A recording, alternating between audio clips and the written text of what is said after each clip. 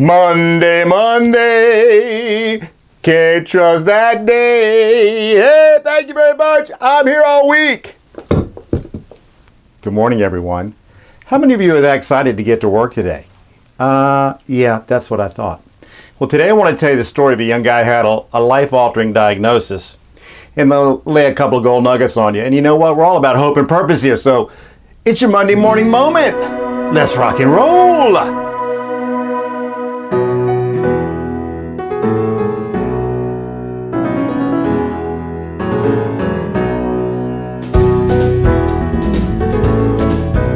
Okay, everybody, what I want to do first before we get started today is let you know of an update we've made. And the update's to the Intentional Faith blog site. And some of you are probably saying, gosh, Jeff, you haven't blogged in quite a while. You're right, and that's going to change. But here's the update we're making, and it's based on feedback I've gotten from you guys. And it's this.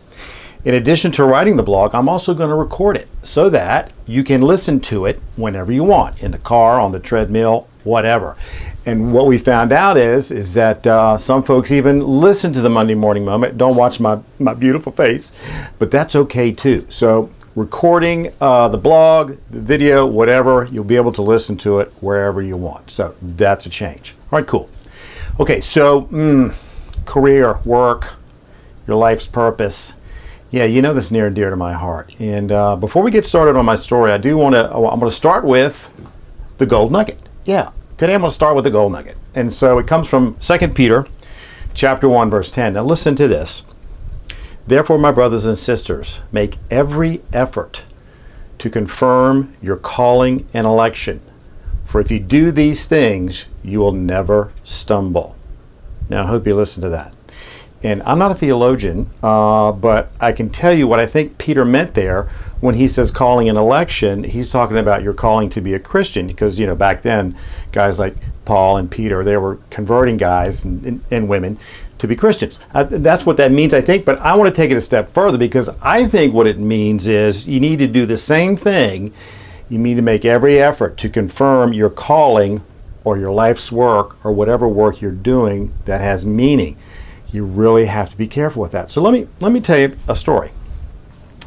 There was a guy, and he graduated from college when he was 24 years old, and you know, he got his dream job. And in fact, he was hired into a training program at this dream job that only 15 people nationwide got into. Okay, so pretty good. And then when that training program was over, he actually got the most desired posting for the people in that group of 15. He got the most desired posting in the entire company. So man, things were going just the way he planned it. It was perfect. Not only that, he got married.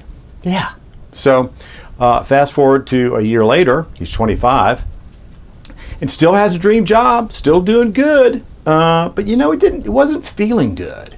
Tired and fatigued a little bit, didn't have as much energy as he used to have, and you know, Monday mornings he wasn't quite as excited to hit the deck and get going. So he decided, I think I should get a physical. So he got a physical. And when the physical was over, he sat down with a doctor, another young guy. And the doctor said to him, well, the good news is there's really nothing wrong with you. And the young guy said, well, that's great, doc, but why is it that I feel the way I do? And the doctor looked him straight in the eye and said, you have executive burnout. What? And I said, because it was me, how can I have executive burnout? I'm only 25 years old. So as you can probably imagine, that diagnosis kind of set me back, man, because I thought I had it perfect. But what it really did was it changed my life, because I realized some things, not till later, but here's what I realized, and this is for all of you folks in that same age group.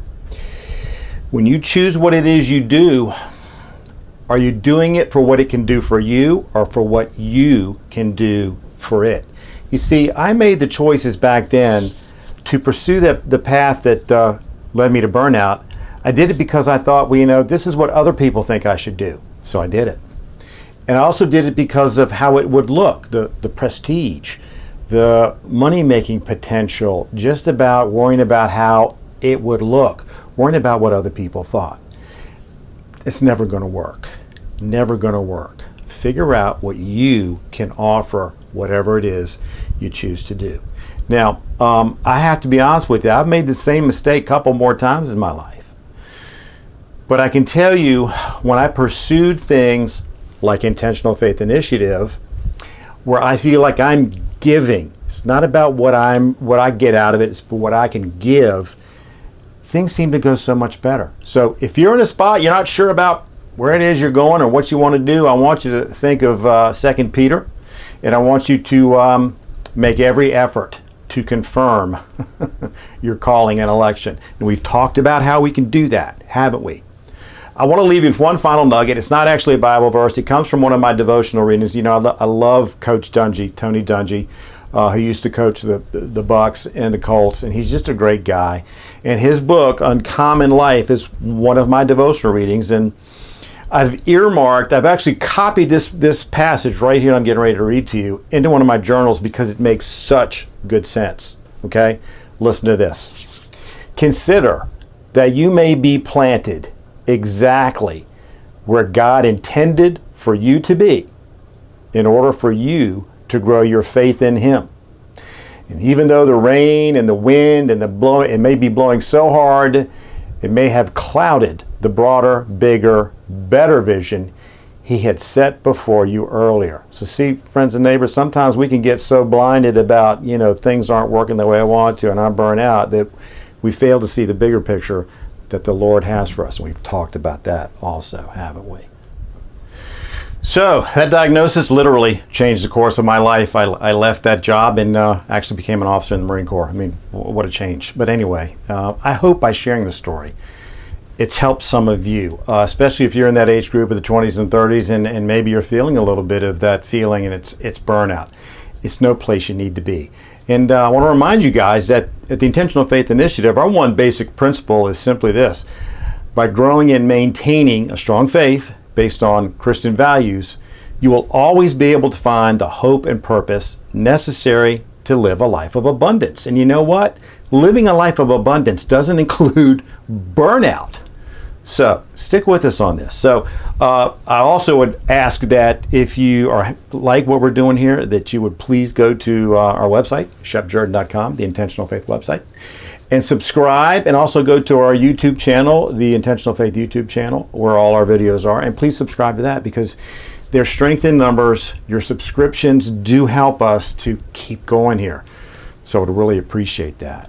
All right, guys, until next week, may the Lord of peace Himself give you peace at all times and in every way.